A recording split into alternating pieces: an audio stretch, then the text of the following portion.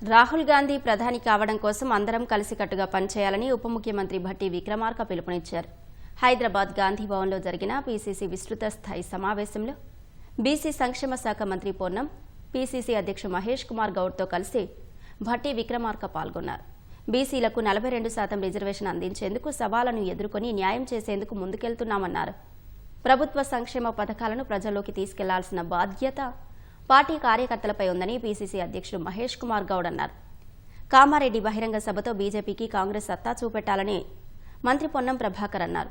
కేంద్ర ప్రభుత్వం రిజర్వేషన్లు పెరగకుండా మోకాలడ్డుతోందని మండిపడ్డారు.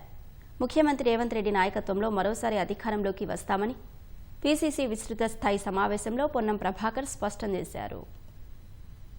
స్థానిక సంస్థల ఎన్నికలకు సంబంధించి ప్రభుత్వం అన్ని ఏర్పాట్లను చేసుకుని కోర్టు ఆదేశాలు ఒకవైపు, అదేవిధంగా 42% రిజర్వేషన్లకు సంబంధించినటువంటి దాన్ని కూడా చట్టం చేసుకుని గవర్నర్ గారి దగ్గరికి పంపడము.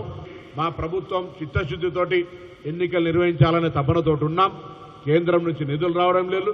ఆ రిజర్వేషన్ల ప్రక్రియను కూడా అమలు చేయాలనేటువంటి తపనతోటి న్యాయబద్ధంగా, చట్టబద్ధంగా, ప్రజాస్వామికబద్ధంగా మా యొక్క ప్రణాళిక సాగుతున్న అంశాన్ని తెలంగాణ ప్రజలందరూ కూడా గమనిస్తున్న విషయాన్ని దయచేసి ఈ అంశంలో చర్చ చేయడం జరిగింది. దానికి ముందుకు పోవడానికి మా ప్రణాళికలు తీసుకుని చెప్తాం.